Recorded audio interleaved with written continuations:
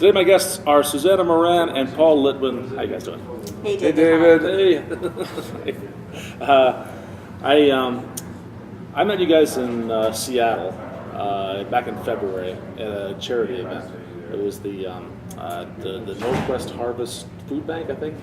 Have I got the names all right? Northwest Harvest Food Bank. It was part of Geeks. Okay, and you guys put that together. We helped put it together. There was the two of us and Steve Andrews.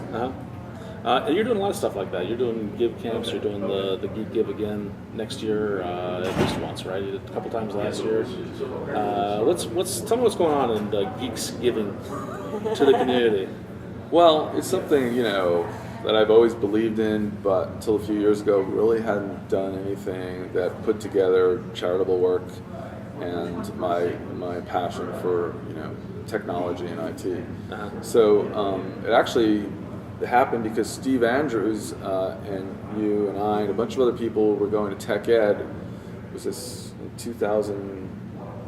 It was 2010, wasn't it? 2010. Tech Ed 2010. All right, so about a year and a half ago. It was in New Orleans. So I guess apparently the year before, Steve had been talking to some other people, and they said, hey, Tech Ed's going to be in New Orleans next year. We should do something. Because, You're still recovering from Katrina. Yeah, 5 years later. They're still recovering from Katrina. So Steve basically put this together almost single-handedly, I think. And we heard about it, I don't know, blog entry or something. And I said, let's do that. So we showed up. We participated, and then, of course, Microsoft also. Oh, you ended helped up get as a some Microsoft sponsorship. funding. Yes, of course. Microsoft Right. was a sponsor, and we went to New Orleans and had an amazing experience in New Orleans working with Habitat for Humanity. So basically, we had a bus that Microsoft paid for, or a van, I guess it was. Yeah. And we went off somewhere in some parish that was, 20, 30 Ward or miles something, from the convention center. It was hot and humid. This summer in New This was Orleans. June or whatever. Yeah, it was over the summer, absolutely. Right. Yeah, it's very hot. And basically there was this nothing except cement on the ground The foundation. of this place. Dirt So this and was cement. all basically stuff that had been ravaged and torn down. Oh. And in fact, you walk down the next block and you see places that were abandoned that still weren't rebuilt. And then across the street, you would see homes that Habitat had already been working on. And So some you people saw privately a real built their change. homes, but a lot of the homes in that area were built from Habitat. So what we did was create this level above the foundation so everything's going to be built up in case they have flooding again. Bringing the homes up off the So, ground. so we did this work. It worked for what, I don't know, 5 or 6 hours? Yeah. There were, how many of us? About just less than 20? Yeah, about 20 or so, and then working side by side with experts in construction to make sure that we were doing the right thing. So that one you just kind of showed up and did the work. Yeah. And then you got the bug. Then you started Exactly. thinking, we need to do something on our own. And it's Actually really, plan what's really amazing about it is, a lot of people don't get the luxury that we did of combining what you do, for a living with your desire to volunteer. And that's what's so wonderful about things like Geek Give. And so it came to Seattle. We did it during the MVP Summit. And that was the Tell me event that you about that. So I was participated there. in. 2011. But tell us about that. Exactly. So- Again, it was, Steve and Paul and myself. So after that event, we kind of formed an executive committee. Yeah, that we wanted to do it again for sure, and started the conversation. You want to do it when geeks are coming together for an event. So that's Right. what's so great about So people things were like already in Seattle anyway. Tech Ed This time it was the MVP Summit. Correct. Right. So I remember getting the charity on board. We were Yep. just looking around what would work in Seattle. We actually looked at Habitat for Humanity around Seattle. It didn't seem like that was going to work. So we found this food bank, which has been in the Seattle area for the longest time, Right. Northwest Harvest.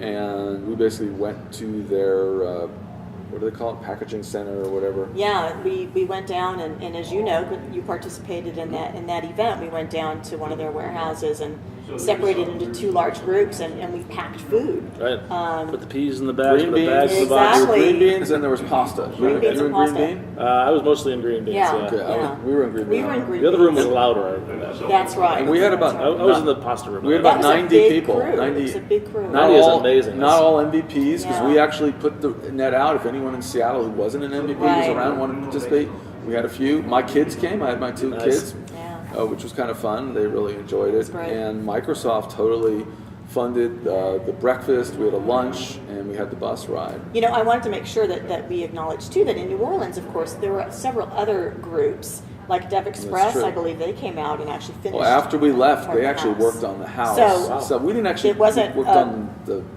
thing between the foundation and Yeah. the floorboards Yeah. above.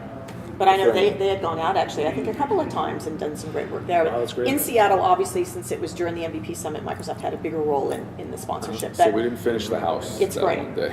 No, we didn't finish the house in one In day fact, in New Orleans. Steve later that year in 2010 Yeah. was driving to Seattle. Remember, he's hitting all. I don't know if you remember, but he went He and did hit the all road these user trip. groups. I do remember that. And Yeah. he used to went spend a back. lot of time on the He hardware. went back to New Orleans. I don't know. It was a Yeah. couple months later, Yeah. and he helped finish the house, put the roof Wow. on. Oh, that's great. Which is very cool. And so, you know, now we're looking at the next MVP Summit coming up at the end of February. Do And the same thing. you know, what are we going to do for Geek Give? And you know, in the meantime, we've also had a great experience in October for National Gift Camp. I'm a big Give Camp fan. Tell me Great. about Give Camp.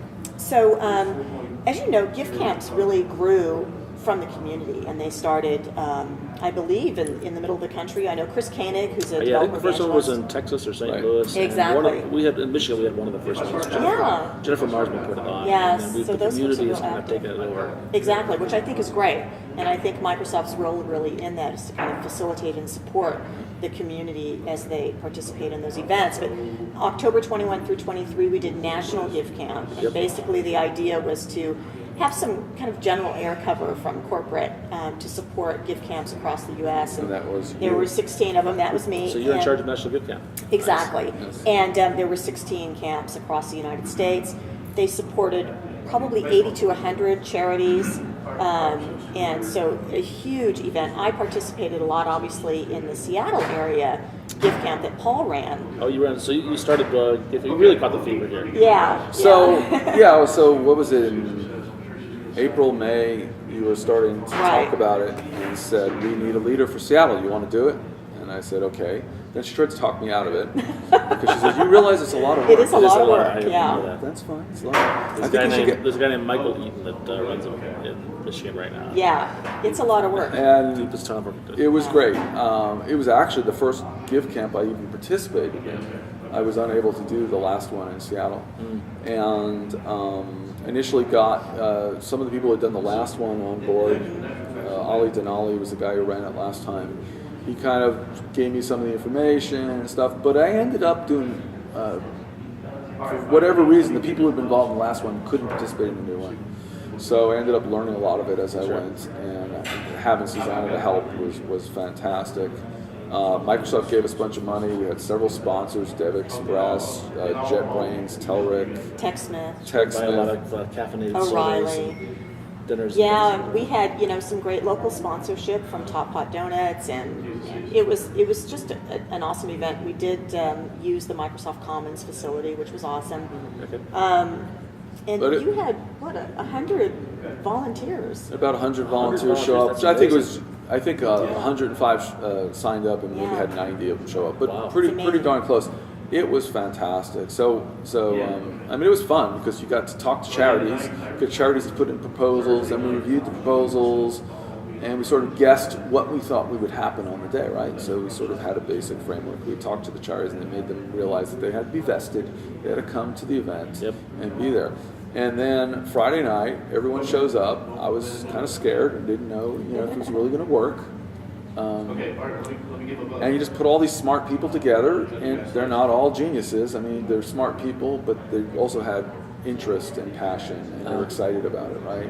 So we had both developers, we had some designers, we had some social media experts, we had some access people, WordPress people, Salesforce, everything. So I put the net out to really, that was a lot of the outreach to get the right people there.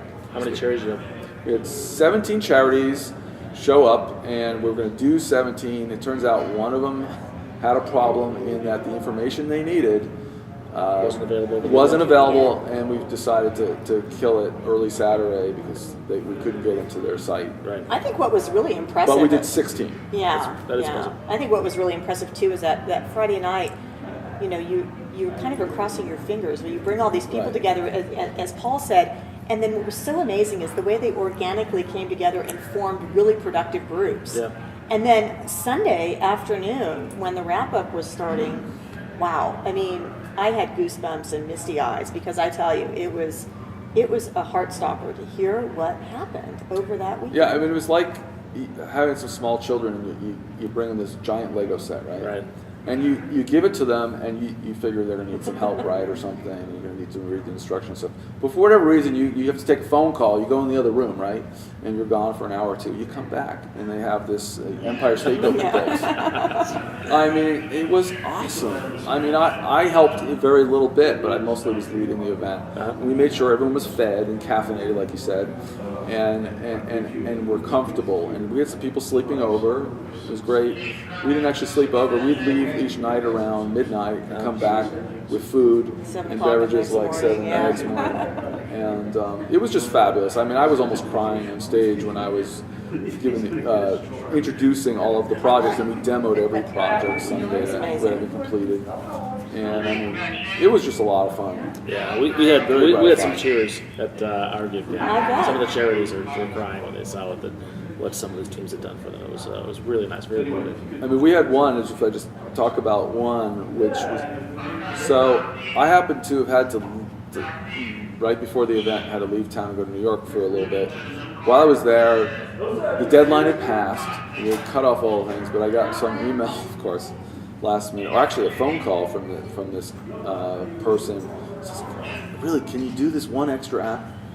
I said no. Then, later that day, one of the charities who was going to do it dropped out. So then I mean, I didn't really need to do it, but then I read what they wanted to do. It was the ACLU in Seattle, and they ended up wanting to do a game. I thought, gee, a game in a weekend that would be like a fun. challenge. I bet there would be some gamer types who would really enjoy that.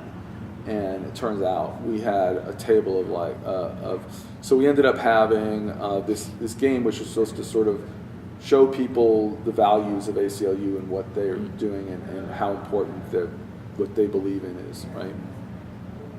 Anyway, we had 4 different versions of the game done. I mean, we had a phone 7 game, we had an Apple iOS game, we had an Android game, and then somebody also threw in a Java desktop game. Yep. Wow.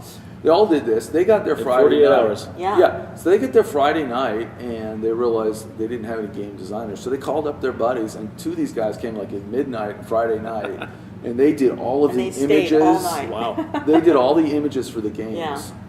And these guys, they were all young, in their early They were all, 20s. yeah, And we had quite a variety of ages and Right. stuff. But it was kind of fun, the game group. Yeah, that was really amazing. And then they game guys were fun. demoed them all, and all of them were done. And the enthusiasm, and what's great is that after it's over, you almost feel depressed after it's over because it was so good. Yeah, so much energy involved. That's you also also- because you ate too many donuts. Well, that's true, probably the sugar. But you also, kind of renew yourself and say, wow, we want to do it again. And what I know in Seattle, they're saying, well, we don't want to wait for another year. We want to do it again in the So summer. that's the thing at the event. It's So amazing. I had some people helping out Yeah. beforehand.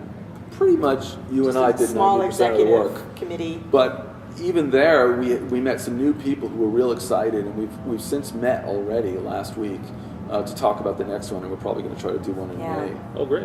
What do you think is that the geeks are so anxious to come out and do these charity things? I mean, you've had 90 people at the Give Camp and about the same number at The last Geek Give. at the Geek Give. That's amazing participation. Well, I think there is a need out there, obviously, and people want to do something. People don't just want to sit on their behind all day coding or whatever they do. Mm-hmm. They'd like to do something. I know you like doing that in your community. I enjoy doing that in my community. It's just extension of community. Yeah, I think in Not general. everyone does it, Yeah. but I'm glad that we're finally, there seems to the ball is sort of rolling, that where this is becoming an actual thing now. I think geeks are really driven to participate in the community, and that's why they're so active in user groups and code camps and that sort of thing. And then this is just sort of an extension, really, Yeah. of a code camp, but it has a charitable spin. And so I think that's really compelling.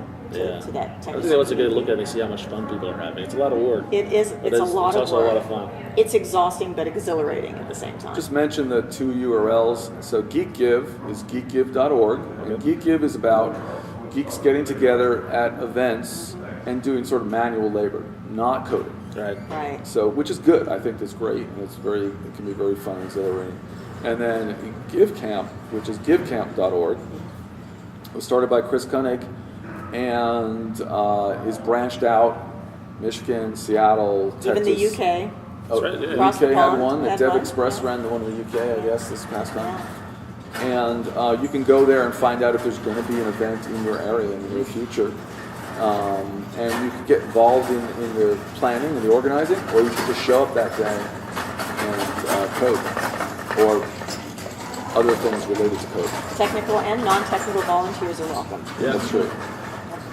All right, guys. That's a lot of information. Thank you, Dave. Thanks a lot. David. Thanks for being on the show. Appreciate You it. bet. Thank you.